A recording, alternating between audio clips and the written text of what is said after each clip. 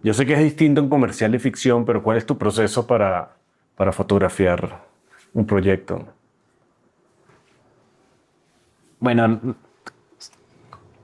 el proceso depende mucho justo de si es un comercial, si es una película, si es un documental, si es un videoclip, pero siempre parte como desde escuchar al director, o sea, como escuchar y muchas veces, eh, pues bueno, cuando no es un director que no conoces, pues te puedes llegar a convivir de preguntar, de hacer muchas preguntas, pero es mejor que hagas muchas preguntas.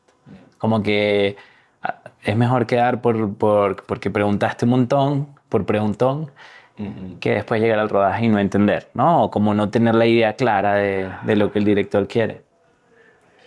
Y pues una de esas es cuando te llega el tratamiento creativo del director y hay directores que se manejan muy distintos, como que hay directores que tienen su tratamiento creativo abierto, como que tienen una escaleta o una idea general, y hay otros que lo tienen un poco más cerrado, que es como que ya quieren cosas muy específicas. Entonces, bueno, como ese equilibrio, desde dónde, desde dónde voy a participar o desde dónde voy a proponer, ¿no? Sino como para enriquecer lo que tiene, no cambiar. O sea, puedes proponer cosas, pero tratar de no cambiar, porque cuando empiezas a cambiarle mucho la idea a los directores, pues básicamente te van a decir, ¿Qué te pues esa pasa? no es mi película.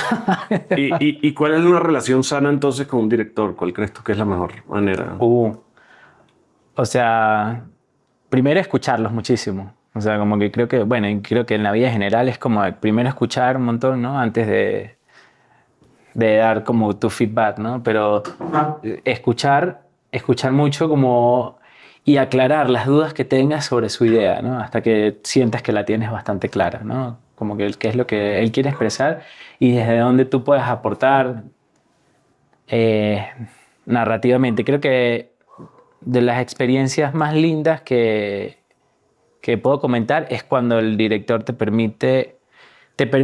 más que te permite, porque pues todo depende de cómo se lo plantees, pero también te invita a participar en el proceso narrativo. No solo desde la fotografía, no solo desde la luz, de las texturas, de los colores, de los encuadres, sino también que te permita participar en la puesta en escena, como de dónde va la cámara o de dónde se sugiere que vaya la cámara, o desde dónde va a cortar el plano, ¿no? Porque puedes tener un plano hermosísimo, eh, pero si metes a la puesta en escena en un tema, en el plano que viene, pues no estás como llevando el rodaje a nivel narrativo a donde quieres que Claro. vaya, según lo que el director te plantea. Y a nivel personal, sobre todo en ficción, que sea un proyecto de una semana, un mes o 2 meses, ¿cómo tratas de llevar la relación con un director personal? ¿Tratas de hacer un poquito más amigo o te parece que eso más bien es contraproducente porque puede causar fricción en otros lados? Pues siempre he tratado de que seamos como, o sea, que la relación fluya muy bien, o sea, y que puedas hablar, que no siempre pasa, pero que puedas hablar realmente, pues también otras cosas que no solo sean la filmación. Pero bueno, eso, pues, esa barrera la puede poner el director o cualquier persona en el crew, ¿no? Pero está bien también entender que, como cuáles son los gustos musicales del director, los gustos de qué películas le gustan, cuál es su posición ante el mundo. También me parece interesante, ¿no? Puede sonar un poco hippie, pero siento que eso te ayuda también a entender cómo por dónde quiere ir en un proyecto. Yo en verdad no he trabajado así con tantos fotógrafos distintos, pero en mi experiencia me ha pasado de ciertos fotógrafos, y lo he visto también como tercero, es que ciertos fotógrafos, sobre todo cuando el director es muy callado, sumiso de cierta manera, tratan de agarrar la dirección de alguna manera. ¿Tú crees que eso es un síndrome que existe de fotógrafo o tú mismo lo has hecho o qué crees? No, o sea, eh, me imagino que en algún momento sí, pues me ha tocado como agarrar y tomar un poco la rienda de lo que es la dirección del rodaje, pero siento que en los casos que lo he hecho, más que por el director, es por una figura muy importante también, que es el asistente de dirección, que es el que tiene que llevar como el orden, ¿no? del set, es la persona responsable de llevar ese orden, de que, bueno, de que el crew o el equipo camine en función a un plan, a una logística, ¿no? De tiempos, de montaje. Con el director no siento que vaya por ahí mi forma de abordarlo. Pues es posible que en algún momento, pues sí, no sé, se te pasó en un plano que te impusiste, pero, pero no busco hacerlo porque, bueno, es la película del director, ¿no? O sea, obviamente, claro, hay sus excepciones, pero, o sea, un fotógrafo, si pones como un fotógrafo que ande como en la misma trayectoria o en los mismos pasos también que un director y un fotógrafo que anden como a la par, un fotógrafo, si hablamos de películas, un fotógrafo al año puede hacer 2 o 3 películas, como un promedio. Un director puede hacer una película cada 3 años, ¿no? Entonces como que los fotógrafos van agarrando pues también como mucha experiencia en lo que es la puesta en escena, en cómo se mueve el rodaje también, ¿no? O sea, como la logística del rodaje o la fluidez. Entonces por eso siento yo que muchos fotógrafos pues terminan imponiéndose ante el director y abordando el rodaje. A mí no me gusta, o sea, el momento que lo he hecho siento que es porque la asistencia de dirección ha fallado un poco o se ha descarrilado y he tenido que como agarrar pero siempre agarrar y como encarrilar el rodaje, pero siempre como escuchando al director y siempre poniéndolo como que, oye, esta decisión es tuya. Entonces, si tienes un proyecto de ficción, ¿cuánto tiempo tú crees que necesitas antes para entrar al proyecto? Tú necesitas un mes, lo puedes hacer una semana, si es vamos a suponer un largo o vamos a suponer un corto, que es lo más común. ¿Cómo tú lo ves? ¿Tú necesitas mucho tiempo de preparación o tú le puedes entrar de una? O sea, me gusta tener tiempo, sobre todo porque me gusta como reposar los proyectos, como leer una cosa hoy o hacerle color hoy, como poner otro ejemplo y, y retomarlo, no sé, a los 3 días, a los 4 días otra vez y que eso, no sé, irlo procesando, se miran ocurriendo cosas. Pero también creo en esos proyectos que también que los tienes que abordar y agarrarlos y desarrollarlos ¿no? En un momento así como bastante como corto. Viste ahorita en Cannes que volvió a resurgir como toda una normativa del cine dogma. Entonces como que la cosa es que no pases más de un año escribiéndolo, que el crew sea chiquito. A mí me gusta mucho ese cine porque es un cine más íntimo, ¿no? Y es como de los principios, lo que empecé a hacer cuando estudiaba en la universidad, así como que hicimos cortos, que eran de crews pequeños, como que ahorita me toca una peli, aunque el crew, o sea, queremos que sea muy chiquitito, muy chiquitito. Y es por eso, por la intimidad. Así sean actores o no actores, creo que hay una cosa de intimidad cuando estás filmando con poca gente que es especial, pues. Es difícil a nivel técnico porque no tienes como gente que te vaya ayudando a, no sé, a franelear para tener un negativo de una ventana donde te gustaría para que la foto quede de una manera. No tienes ahí tantas personas. Lo podrías hacer, pero teniendo el tiempo con pocas personas, ¿no? Pero casi nunca en el cine de autor hay, o sea, no hay ni tiempo ni dinero. ¿Y entonces por qué te gusta eso? Me gusta la intimidad que puedes encontrar cuando ruedas con equipos pequeños. ¿Y cuánto crees tú que aprendiste, si lo podemos poner en porcentaje, de la universidad versus el set?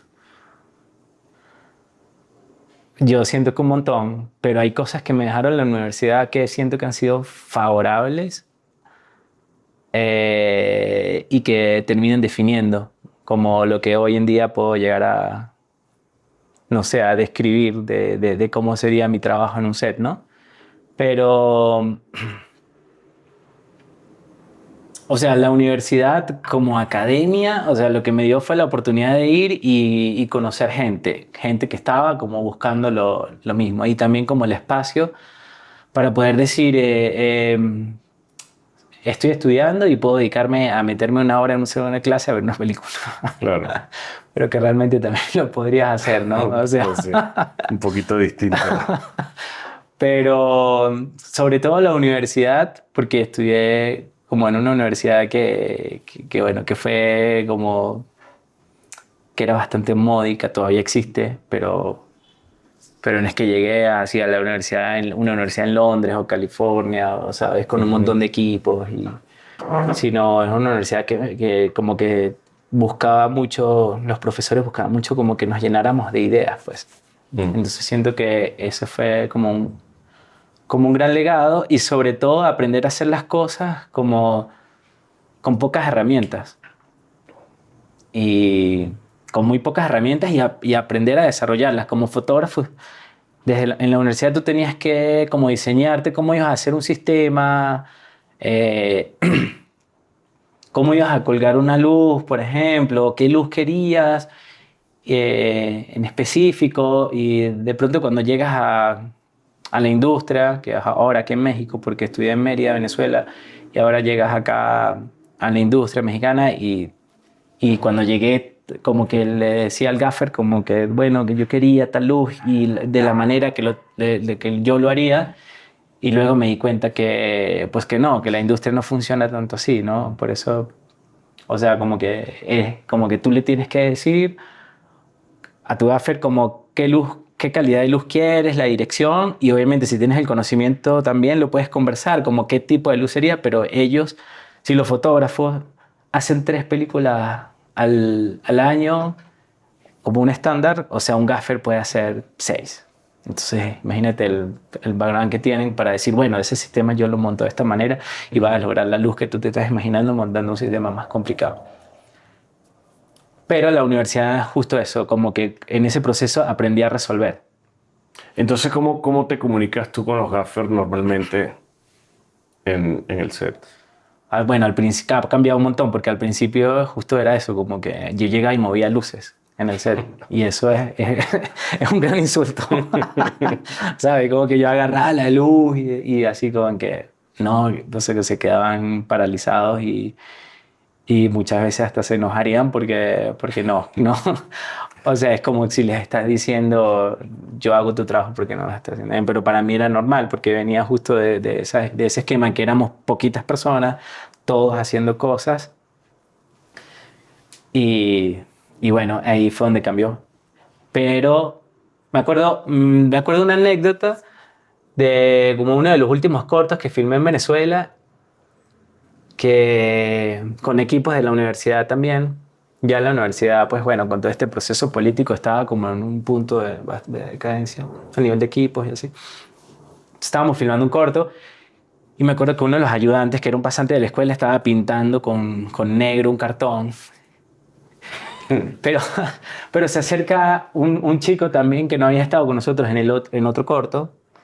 Entonces me pregunta, pues Freddy, aquí vas a hacer el mismo esquema que en La Culpa, ¿verdad? O sea, La Culpa fue un corto que rodamos en Venezuela, bueno, que después ganó Cannes, no sé qué, pero fue un corto así también, que se hizo en una locación, poquita gente. Y entonces él me dice que si estábamos haciendo el mismo esquema de luz, y para mí no, porque yo lo que estaba haciendo era como una caja de luz sobre una mesa, y en La Culpa habíamos hecho pues unas entradas de luz por una ventana. Yo le digo, no, ¿por qué? Me dice, no, porque estás pintando unos cartones negros, que eran como nuestras banderas de corte, pues, en ese momento, porque no habían en la escuela. Y me acuerdo que cuando estábamos filmando La Culpa, así como que unas chicas que nos estaban ayudando a pintar le ponían Arri así para joder a esos cartones pintados. Y ahorita que vas a hacer una película ¿qué es esto que tú estás llamando crew pequeño? O compara un comercial que hayas hecho hace poco con esta película que vas a hacer ahora. ¿Cuál es la diferencia del crew para cámara? La diferencia, bueno, por ejemplo, hice un comercial hace poco que fue un comercial de 3 días, como bastante numeroso a nivel de gente, de maquinaria, de luces. Eh, por ejemplo, en este comercial estaba el fotógrafo, o sea, yo, el asistente de cámara, el segundo de cámara, el encargado de cámara. Nada más por ahí sacamos 4 personas.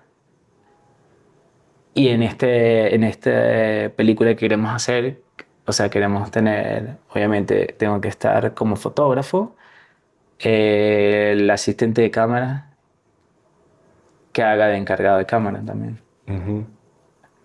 ¿Y el departamento de iluminación entonces, cuál es la diferencia entre gaffer y staff y eso? Ah, bueno, ahí sí creo que no cambiaría mucho O sea, el número. cuánto sería con lo que tú trabajas normalmente? Acá normalmente se va como el gaffer y si no hay maquinarias especiales o juegos de luces que tiene que llevar alguien de consola, normalmente son un gaffer y 5 personas, 6 personas, 4. Staff. Ajá. En el comercial y en la película, los dos vas a tener un gaffer y como 5 staff, Sí. más o menos. Y entonces, ¿cómo ves tú la gran diferencia? ¿Es más el equipo que tienes? Porque si la gente es medio similar, ¿dónde tú ves el mayor contraste? En cámara, que es como la persona que va a estar al lado mío, o sea, de foquista, y no tener ni un segundo ni un encargado, sino Explica entonces explica con estas 4 personas cuál es la tarea de cada uno con que tú trabajas. capaz me pelearía el encargado en la película, porque bueno, si es una tarea dura de 6 semanas de rodaje para una sola persona en cámara, que tiene que llegar a cargar baterías y así, Ujú. pero quitaríamos un segundo, por ejemplo. Este, la última pregunta. ¿Qué hace descríbeme qué hace cada una de las 4 personas que nombraste ahora con el Ah, ya. comercial? Bueno, el fotógrafo obviamente ya como que lo tienes bajado. El asistente de cámara es la persona encargada de, bueno, como que su principal función, o la más conocida, es la de hacer foco, la que las tomas estén en foco, ¿no? Eso mucha gente lo ve muchas veces como primario, sí, es necesario, pero creo que con la tecnología que hay ahora de los monitores, no es como antes que no lo podías ver, sino tenías que medir y calcular. O sea, es más factible que encuentres a alguien que te haga esa chamba, pero luego vienen un montón de factores más en ese asistente de cámara, que es una persona que ayude, que esté como, es como tu mano derecha a montar un sistema y, o sea, entre el fotógrafo, el asistente de cámara, el primer asistente de cámara, o sea, el fotógrafo, el asistente de cámara y el gaffer son como el equipo que va a estar encargado de decir si queremos una cámara colgada acá, es de decir cómo vamos a diseñar ese sistema. Entonces, un asistente de cámara experimentado no es solo una persona que te va a tener todo el tiempo la toma en foco y nítida, sino es una persona que va a decir, este sistema lo vamos a montar de esta manera. Pero justo si eres o sea, si estás en un proceso de aprendizaje eh, como fotógrafo, también está bueno que aprendas a hacer muchas cosas como por tus propias vías, porque ¿qué me pasa? Que venía de la escuela donde tú tenías que hacer todo, conocerte la cámara al 100, que obviamente lo tienes que hacer todavía, pero tienes como más facilidades, porque cómo montarla, cómo montarle los grips, cómo armarla. Y luego, bueno, eso fue hace 7 años, cuando me vine acá a México, que hay una industria, pero ahora acá llegas y el asistente de cámara es el que arma la cámara. Entonces, si a ti te ponen, puedes estar haciendo cosas increíbles como fotógrafo y de repente te llevan a, no sé, a Nepal o a la selva y te ponen una cámara ahí con unas baterías y te dicen, necesito que hagas estas tomas, te vas a ver en problemas. Si solo trabajas con el esquema de que tengo un asistente de cámara, de que tengo un gaffer, o si te metes a hacer documental, que creo que fue una de mis fuertes, fue uno de mis fuertes, el documental, me gusta un montón, el documental de aventura. O sea, como que lo hice por muchos años, me gusta un montón. Y el otro día como retomando, porque subí aquí el volcán y como que estuve también como dándole vueltas, ¿no? A todas las variantes que uno puede abordar. Y decía que, bueno, que es un plus poder filmar, ir y filmar, bueno, tú también, tú lo haces, como ir y filmar a 4.000, 5.000, 7.000 metros de altura. Pero para eso tienes que, tienes que hacerte más práctico en el esquema de trabajo. No vas a tener un segundo de cámara a 9.000 metros de altura. Sí. O capaz lo tienes, pero... O no sé, a 8.000, no sé, pero capaz lo tienes, o la misma selva, que de repente está bajita, pero es complicadísima, le La picó un humedad, el alacrán, no sé, calor. se saturó.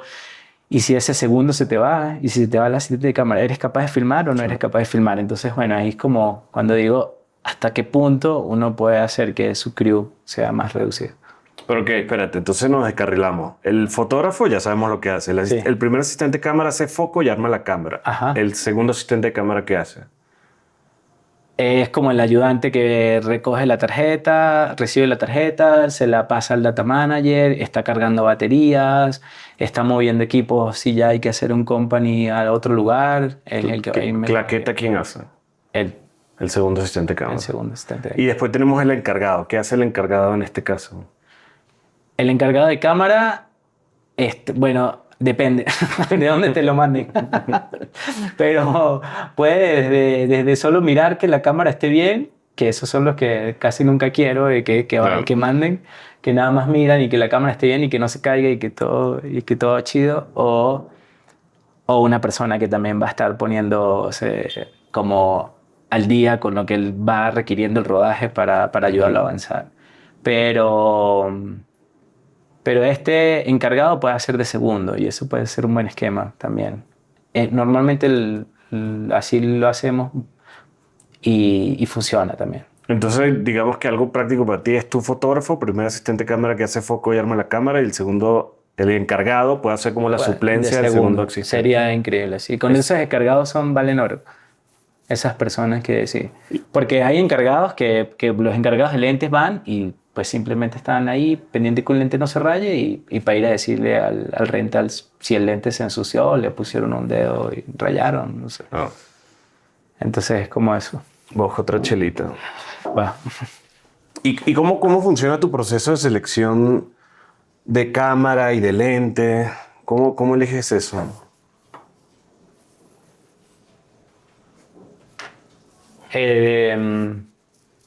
Bueno, la selección del equipo, pues depende de muchos factores, de lo que el proyecto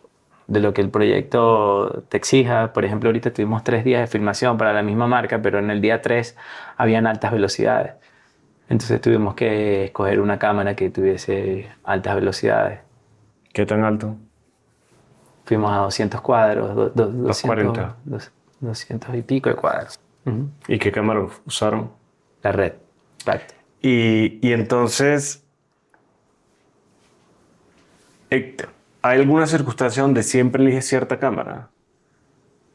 Sí, me gustan mucho como las texturas de Arri. Sí, también me siento como muy cómodo trabajando con la cámara porque es como que conozco el nivel de respuesta en las bajas luces. Y me gusta, como que me gusta bastante fotografiar como en clave baja. Y siento que es una cámara que, bueno, que me da una buena respuesta. Sé que hay cámaras increíbles también. El otro día usé una Sony Venice 2 y me encantó. Genial. Pero bueno, o sea, como que cada cámara tiene ahí como sus particularidades. Pero bueno, con Arri me he sentido como muy cómodo. Pero espérate, ¿qué fue lo que dijiste ahorita? ¿A ti te gusta bajo exponer la imagen un poquito? Me gusta hacer como imágenes más de clave baja, o sea, como más claroscuro. ¿Cómo es esa terminología clave baja? Bueno, es como una imagen donde predominan las sombras y los tonos medios y los bajos, más Pero- que las altas luces. Claro, pero ¿esto es a nivel de exposición o de toda la escenografía y todo eso? Y el No, de encuadre? exposición. Ah, Ujú. y eso, y entonces yo he escuchado mucho, sobre todo con esta Sony, que hay que sobreexponerlas un poco, como como una parada sobreexpuesta, ¿no? Por supuesto sin clipear los highlights, pero una parada sobreexpuesta. ¿Tú qué opinas O si has escuchado algo al respecto, o si Arri no aplica para nada en estas cosas. Pues no, pues cada cámara tiene ahí como su particularidad en la exposición. O sea, pero eso es un tema de debate grandísimo con respecto a la Sony y desde hace años. Eh, y pues se ha vuelto hasta confuso, o sea, ¿sabes? Pero yo, o sea, yo lo que he hecho es agarrar el manual y leer el fabricante y, y bueno, y con las herramientas de exposición ir y pues guiarme por eso, más que por cualquier video que pueda encontrar. O sea, encontré uno muy bueno hace tiempo y que justo iba en relación a lo que estaba leyendo del fabricante y yo estaba entendiendo. Pues. O sea, si hay mucha gente que dice que hay que sobreexponer, no entiendo por qué. O sea, yo lo que siempre veo en una cámara, ¿dónde es que tiene que ir su gris medio? Que ya no es lo que era antes con el fotómetro, con las gamas logarítmicas y con otras, y con RAW, es como, no es exactamente proporcional a lo que era con el fotómetro. Entonces, pues sí, lo he escuchado un montón, no sé por qué, nunca lo he hecho así, creo que una vez que lo hice así, saliendo de la universidad, como que la cagué, porque realmente creo que es agarrar el manual y ver qué te dice el fabricante, dónde está el gris medio de tu cámara, dónde está el ISO nativo y partiendo de ahí. Como que... Es curioso porque muchas, sobre todo ahorita con las redes sociales, todo el mundo tiene una opinión, ¿no? Todo el mundo tiene una cosa que quiere decir y una manera de hacerlo. Sí. Pero es un buen punto, como que... Y para estos proyectos haces pruebas de cámara. Pues dependiendo del proyecto, la envergadura sí. O sea, como que, bueno, si vas a hacer si vas a hacer un comercial que te llamaron una semana antes y así para hacerlo y dependiendo del dinero del comercial, pues no se hacen pruebas de cámara. Pero para una peli, para un documental, si quieres, o sea, como que sí, me gusta hacer pruebas de cámara. Y, y sobre todo, bueno, si tienes un comercial o un videoclip, lo mejor siempre es, si que tienes un sistema o una cosa que te está causando dudas, pues ve y haz prueba de cámara porque es lo mejor para no encontrarte esas dudas y esos problemas en el rodaje. ¿Y entonces cómo funciona tu selección de óptica para un proyecto? Pues particularmente me gusta trabajar con ópticas que tengan un carácter, ¿sabes? Que no simplemente te den la imagen tal cual la estás viendo tú con tus ojos o como lo verías ahí con tu teléfono, sino una óptica que le aporte cierta textura. Y estuve como mucho tiempo enamorado de ópticas que fueran como bastante soft y bastante como suaves, ¿no? ¿Cómo cuál? ¿Ah? ¿Cómo cuál? Por ejemplo, los Cooke me siguen gustando, los Cooke Speed Pancro, ¿no? Estuve unos Nikon, vintage también. Los Helios me gustan, pero por lo menos los Canon FD siento que son como soft, pero a un extremo. Mucho. Sí, porque, por ejemplo, los Cooke Speed Pancro, los Mamilla 645, los P-Speed, siento que son lentes que puedes tener pieles suaves y las texturas, bajos contrastes, son lindos, pero donde está el foco hay nitidez, ¿sabes? Como que, y eso me gusta. Porque si es una imagen que esto esté como medio borrosa toda, como que ya no sé, no le encuentro como mucho chiste. Pero eso termina siendo muy personal.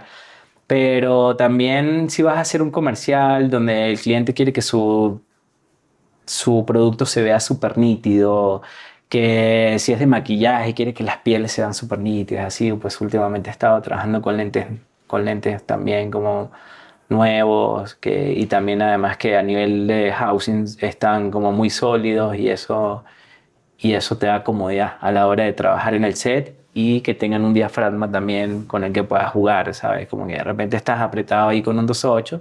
Me gusta fotografiar entre 2.8 y 2, pero si estás apretado y estás en un momento que tienes que hacerla y tienes que salir y no puedes esperar por una luz más o te pidieron muchos cuadros y necesitas un poquito más, tienes el diafragma ahí.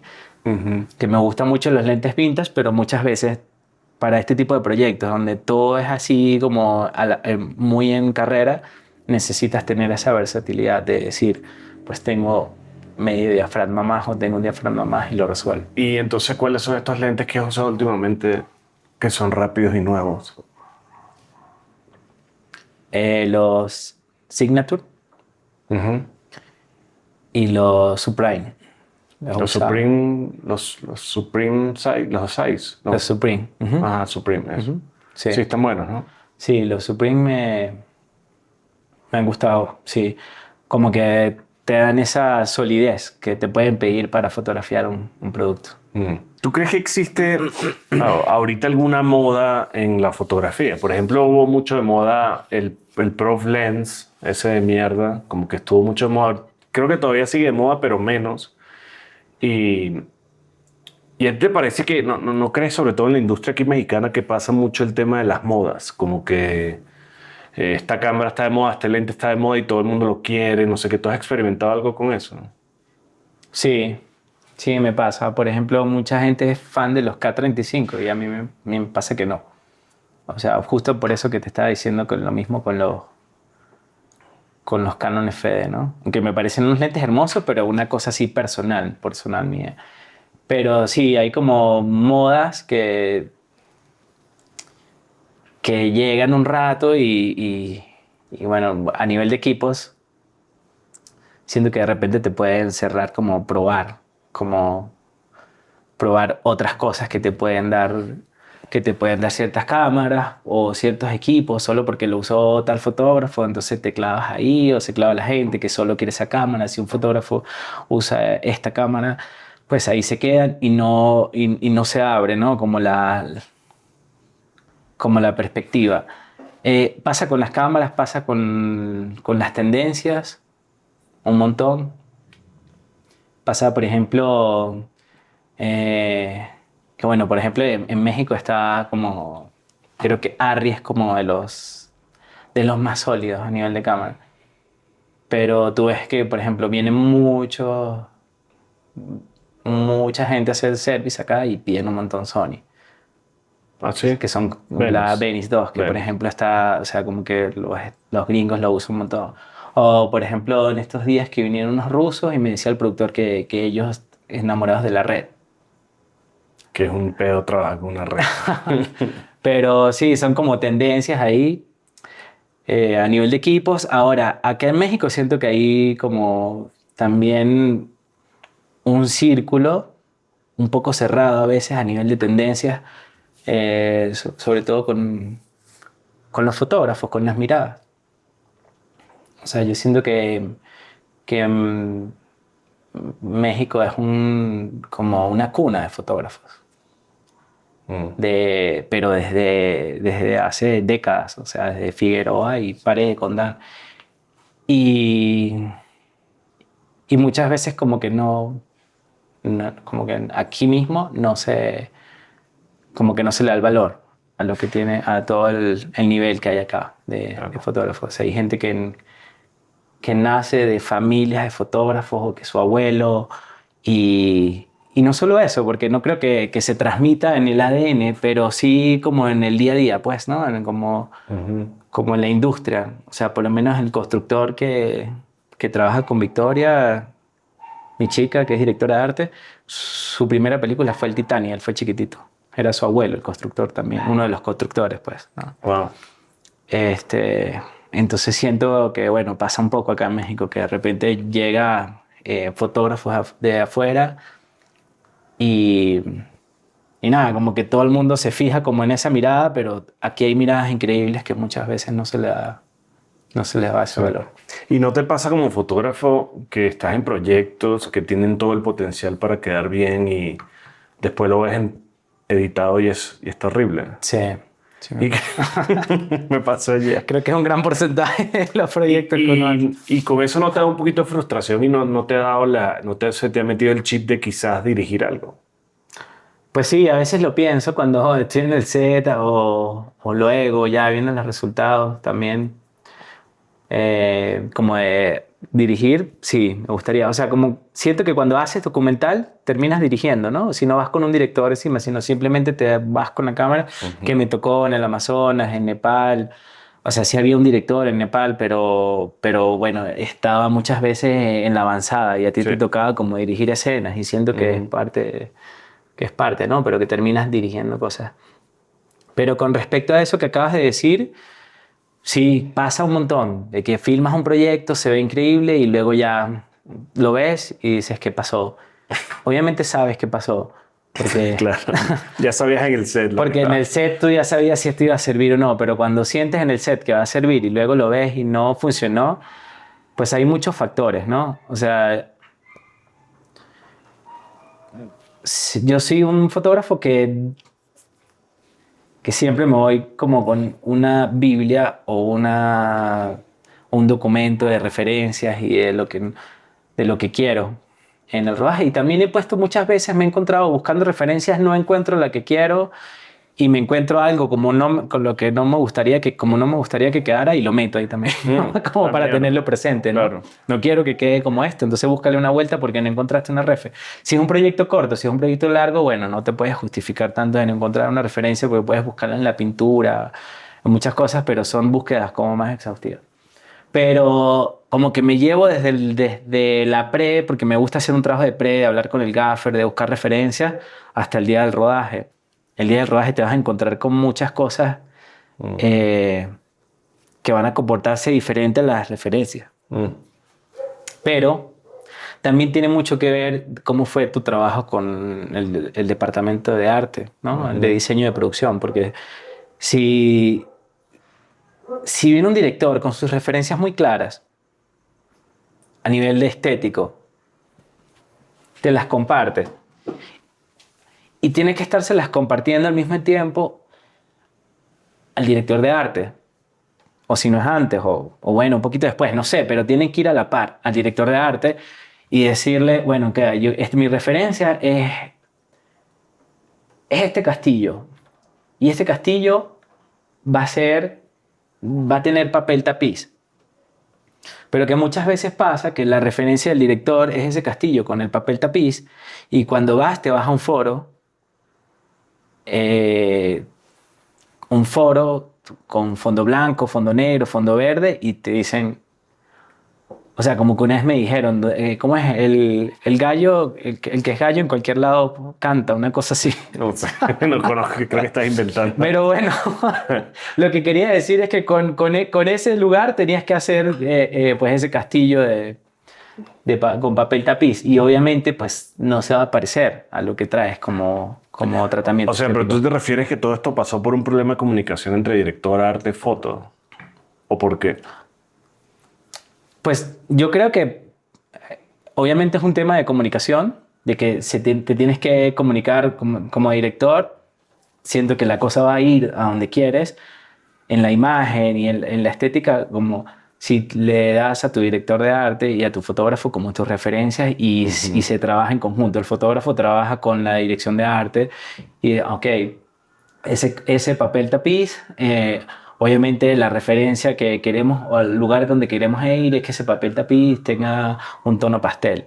Y obviamente, si todos vamos en en esa mirada o en esa línea, pues lo vamos llevando para allá. Pero si no hay comunicación y el día del rodaje llegas y el director de arte te puso un papel tapiz brillante, pues obviamente no va a quedar como tu referencia. Sí. No vas a poder aunque con un polarizador vas a quitarle un poquito de brillo, pero no vas a llegar a la referencia que tenía ¿sabes? Entonces muchas veces como que desde ahí tienes que partir bien. Y luego ya pasa de que lo estás viendo bien en tu rodaje y todo va genial, te gusta, está quedando increíble. Y luego viene la parte de post, de que el fotógrafo tiene que estar hasta finalizar el proyecto.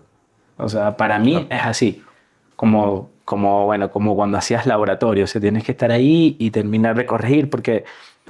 y yo siento que hasta la dirección de arte puede estar un poco. En proyectos creo que más pulidos debería estar, porque he estado con directoras de arte que dicen, oye, ese papel tapiz yo lo vi como un poco más hacia este color. Ah, bueno, sí, está bien. Creo que es una opinión válida porque si es de las tres cabezas que están en la pre, pues también deberían estar un poco en la culminación.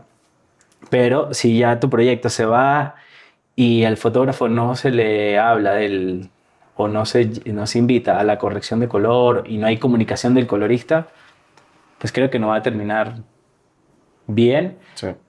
en la mayoría de los casos o por el camino que querías llevarlo, porque el colorista tiene una visión y si no hay comunicación con el fotógrafo, a mí me ha pasado que el colorista no se comunica, o sea, yo siento que el colorista está como en, no sé si en la obligación, pero sería como una relación más chida si el colorista dice quién fue el fotógrafo y me va a comunicar con él. Claro. Y no O sea, pasa siempre. no, casi nunca.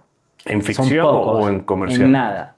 Y son pocos. No sé en ficción porque tampoco es que he hecho muchos, pero en ficción, bueno, los directores son como un poco más aplicados de decir, vamos a culminar esto de la mejor manera posible, pero y no hay tanta premura como en los comerciales o en el videoclip, pero si el director, eh, perdón, si el colorista no te escribe, yo siento que ahí ya empezó mal, Claro.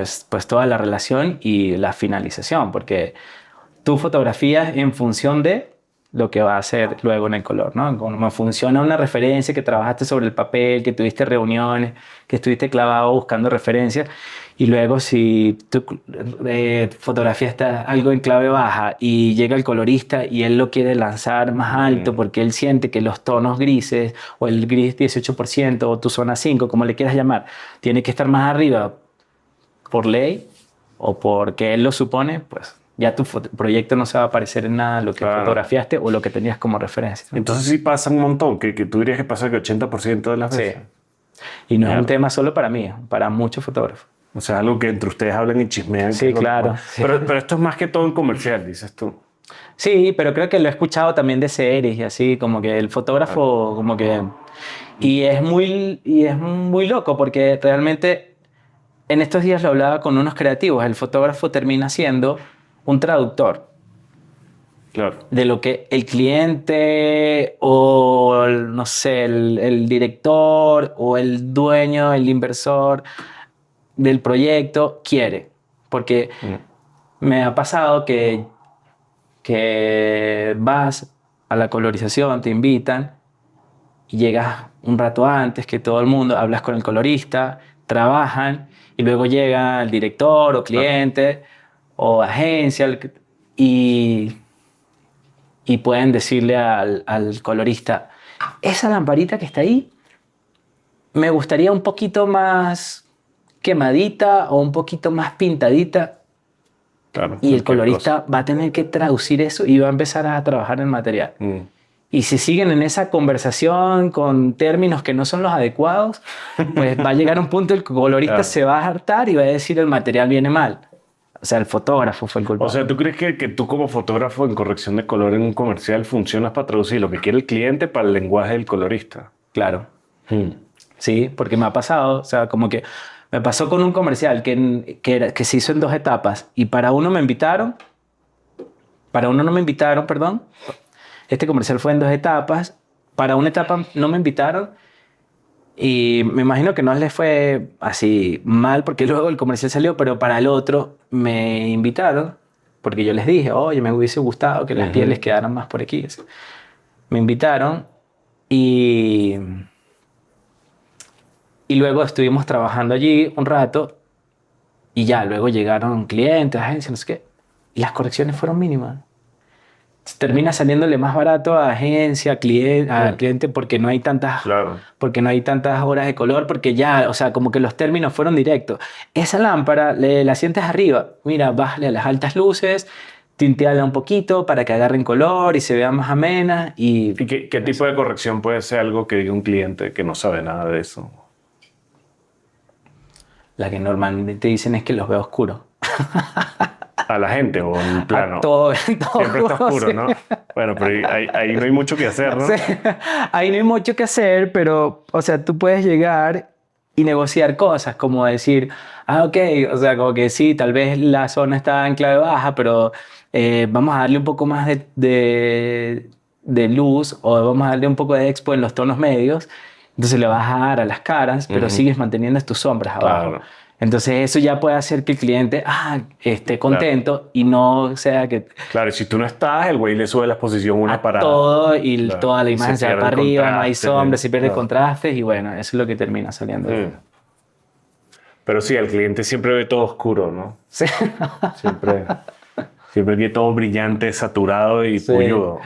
Tal vez si decimos esta ya después. Claro. Los clientes. Sí, no, esa parte la edito. ¿Y qué opina? Ya hablando para la gente que quiere iluminar y no tiene tanto dinero, ¿cuál puede ser una buena recomendación para comenzar a fotografiar y no tienes mucho equipo o mucha lana? Bueno, como una recomendación es manejar. Bueno, más que manejar es como empezar a analizar la luz natural y trabajar como con luz natural. Me pasó que el año pasado que fui a un proyecto en San Sebastián, en España, y pues decidimos hacerlo en 16, que era más difícil porque no tienes el ISO, no tienes muchas cosas a las que recurrir. Además que había poca luz pues en la casa, era una casa con pocas ventanas, con una luz que entraba así como muy puntual por estas ventanas. Y en el fílmico pues tienes que tener un poco más de expo, ¿no? Entonces como que la forma de resolverlo fue como que usar muchas las ventanas y diseñar la puesta en escena en base a, a esas entradas de luz. Para mí el consejo es ese, como usar la luz natural y saber que entre menos luces uses también, como más interesante va a ser esa escena, ¿no? Claro. Porque o sea, como que cada vez me pasa que quiero usar más negativos, o sea, como que franelas y espacios negativos que hasta luces. O sea, me parece más interesante como que tener más sombras y pocas luces. Y bueno, con estas cámaras nuevas que tienen un super ISO, creo que también eso es una gran ventaja, Sí. pues, como poder usar pocas luces y siento que como buscar más dónde poner negativos que luces, ¿no? Entonces, Bueno, porque ahorita salió esta película 28 años después que le hicieron con un iPhone. Que claro, eso es un iPhone que seguro le ponen un adaptador y un lente y no sé qué, pero sea como sea, igual que Tangerine, fueron películas que se hicieron con iPhone. sí. Entonces, yo creo que es igual, o sea, es ubicar a la gente cerca de las ventanas, cerca de lo que se Las puede en fuentes de exteriores, que se pueda, y no tanto de tratar de iluminar escenas en interior, ¿no? Sí, porque entre más luces pones, más problemas. Claro, en la publi tienes que meter un chingo de luz porque siempre van a querer que los rostros se vean y así. O sea, lo hablo como en comparación con los proyectos personales, ¿sabes? Fashion Film o videoclips, películas. Pero sí, justo es como buscar esas fuentes de luz y también muchos rebotes. Viste que hay, bueno, hay unos tecnológicos así que se mueven y Sí. todo, como unas pizarras Ajá, de Dolay, ajá, ajá, y hay otras marcas, un montón de marcas. Lightbridge, o sea, como que, pero eso lo puedes hacer tú también, o sea, Néstor Almendro lo hacías con espejo y puedes agarrar y puedes ir a comprar unicel y te puedes ir a Lumen y comprar los papeles esto como de aluminio, reflectantes, plateados y haces ahí tus pizarras y eso de una luz, porque sí, tuve un tiempo unas pizarras de estas y, o sea, de una luz puedes hacer tres luces, claro, ¿verdad? Porque ponía rebota. una luz que le da al personaje, por aquí la agarraba arrancando de esto y como de donde empezaba la luz rebotaba una hacia el fondo y de la que sobraba acá agarraba y le daba aquí un poquito un fill. Entonces, si tienes tu cámara acá, la luz, entonces terminabas haciendo, con una luz terminabas Sí. haciendo 3 o 4 luces. Como los egipcios, ¿no? Ajá. Y no tienes que tener las pizarras especiales, si las tienes cómodo, pero si no las puedes hacer, porque hay diferentes materiales que reflejan Claro, sí, totalmente. estas cosas. Entonces, ¿qué es una Biblia? ¿Qué es esta Biblia que mencionas? ¿Y qué tipo de proyecto haces Biblia? Pues bueno, una Biblia, pues si le puedes llamar así, o que parecería algo religioso, o una carpeta de referencias, o un documento de referencia, es como un, pues un documento donde reúnes referentes eh, de pintura. Creo que las pinturas ya es cuando estás realmente como profundizando en un proyecto que te permite en ese tiempo pues buscar ya referentes pictóricos y así. Ujú. Eh, o bueno, un proyecto que te da en el tiempo, ¿no? Pero, pero no, o sea, normalmente son como imágenes de fotografías o proyectos de imágenes de películas o de otros comerciales o de otros videoclips que, que tomas como referentes. Obviamente no van a ser, no es que los vas a calcar porque creo que tampoco es ético, ¿no? Llegar a ser como calcar un proyecto. Este, pero es lo que te permite como llegar a tu rodaje y tener claro como por dónde quieres que vaya, ¿no? La línea estética y también como con la locación que tienes, cómo buscas cierta dirección de luz que tienes en tu referencia, puedes buscar un personaje en silueta, entonces ya cuando empiezas a tener toda esa carpeta de referencias o todo ese documento de referencias, empiezas a buscar en la locación y con las herramientas que tienes cómo buscar. Pero entonces tú haces una carpeta donde pones pintura y fotogramas de películas. Sí, pero como que lo voy buscando o por secuencias o por set. De repente voy a hacer tal set en el que necesito que la luz sea así y el color sea así. Entonces, ok, entonces tú tienes una escena interior en un sótano y tú tienes X cantidad de referencias de iluminación y encuadre. Sí, encuadre. ¿Alguna otra cosa que tú sientes que entra? Es más que todo encuadre o tipo de luz también. Sí, tipo de luz. O sea, iluminación, tipo de luz, encuadres. Y te comunicas con el departamento de escenografía o arte para analizar esas referencias. Sí, cuando la comunicación es muy buena, eso fluye genial. ¿Y Porque cuántas veces te ha pasado eso en tu carrera? no, sí Sí pasa, pasa. o sea, sí pasa. Eh, y, y también con tu gaffer, pues te permite como decirle, oye, yo quiero que la luz vaya por aquí, Ujú, ¿no? Como que quiero que en esta secuencia la luz entre desde tal lugar o tenga movimiento. ujú. Y ya en esa referencia también, ahorita con todos los programas que hay, puedes agregar videos porque quieres que la cámara sea así o que se mueva de esta manera, puedes agregar un video también. ¿Y tú crees que esa Biblia, adicional a esas cosas, le pones notas al lado de cada cuadro? ¿Cómo tratas de manejar? Como que aquí necesito la luz así, pero quiero que el feeling sea no sé qué, o necesito humo, ¿tienes todo eso lo notas? Sí, sí, lo anoto. Sí, me gusta anotar y sobre todo cuando puedes anotar al lado del cuadro, eso también te va dando como la posibilidad de empezar a encontrar también. Cuando tú Ujú. empiezas a escribirlo, empiezas como a relatarlo, pues también empiezas también como a entender lo que quieres y también lo que quieres expresar, porque si Sí. llegas y no le sabes expresar a lo que quieres a tu equipo, pues no va a ir por un buen camino. Pero también es lindo cuando puedes dibujar al lado de las referencias, porque puedes Mm. dibujar como dónde está tu luz principal, dónde puede estar tu negativo, la altura de la cámara. Mm. Entonces eso te va a dar como la posibilidad de ir desarrollando una idea desde antes, desde la pre y no en el día del rodaje que vas a tener el tiempo corriendo en tu contra, que vas a tener pues la producción fijándote tiempos. Bueno, Sí, está bueno. Y eso que lo imprimes en un papel y lo encuadernas o lo ves no. en el teléfono en digital. Sí, bueno, últimamente estoy usando mucho la iPad, pero bueno, lo puedes llevar en tu teléfono. Normalmente lo llevo en mi Ah. teléfono, ya si quiero que, pues ¿Y así qué lo es. haces en Canva, algo así?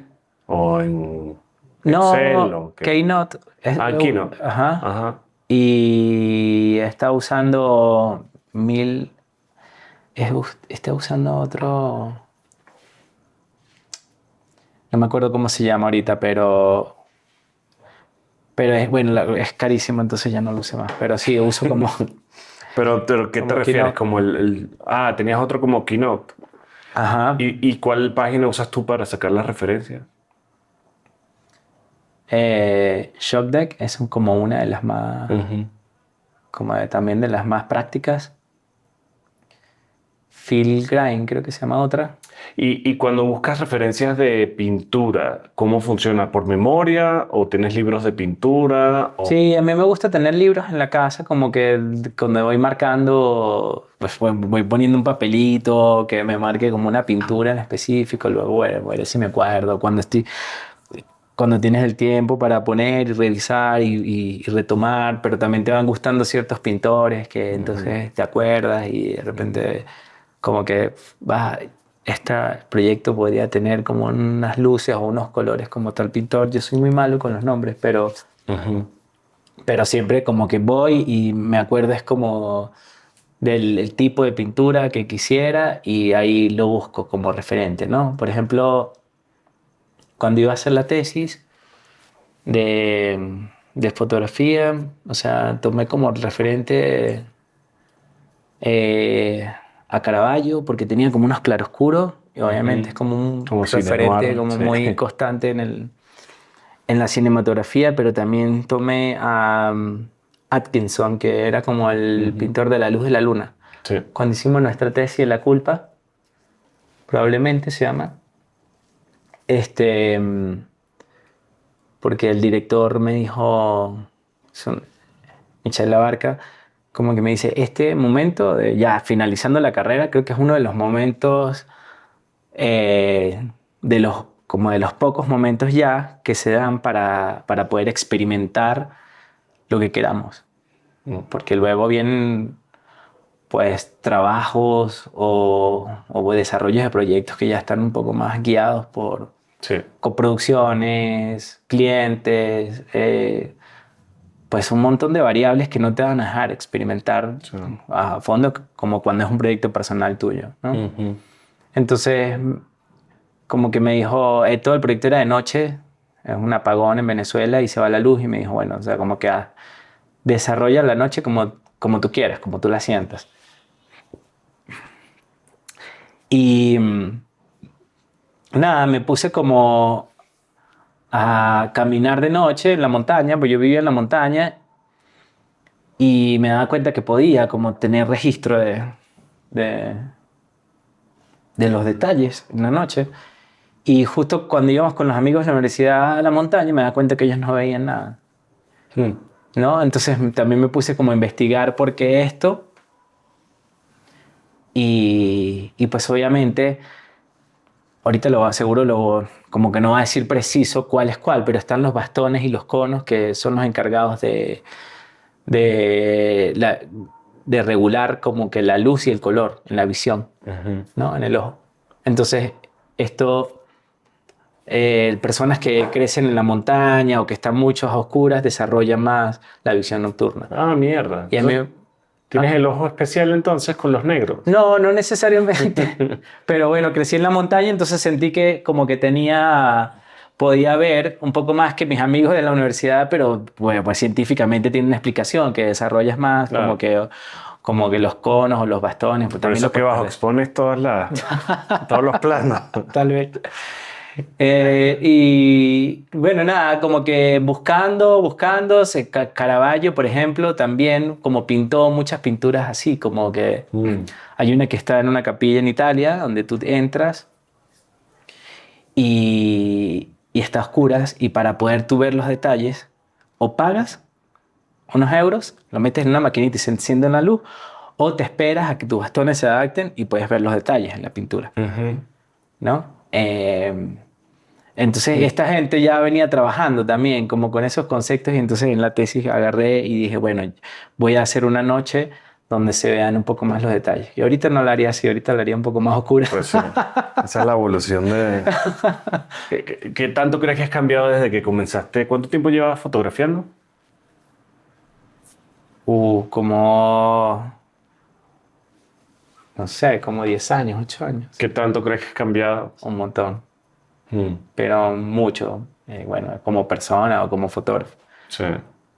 Tienes un hijo. Creo que ahorita podría ser más oscuro que cuando ¿Ah, sí? fotografías hace... Sí, claro. Oye, y para cerrar, a ver, recomiéndanos una película de foto, por la foto. Uf. Hay una película, es una película ya como, como bastante vieja, pero es una película que se llama El Sur y es española. Ujú. Y es una película súper interesante porque es una película que va desarrollando su trama con las épocas con las épocas del clima. O sea, como si empieza en verano y se desarrolla hasta el invierno, que es como ya el declive del personaje. Ujú. Y me parece súper interesante cómo puedes diseñar que todas estas estaciones del clima que se traducen en la luz y en los colores, pues acompañan a nivel narrativo la película. Y bueno, también tiene, o sea, como que trabaja muchos claroscuros, pues, muy interesante.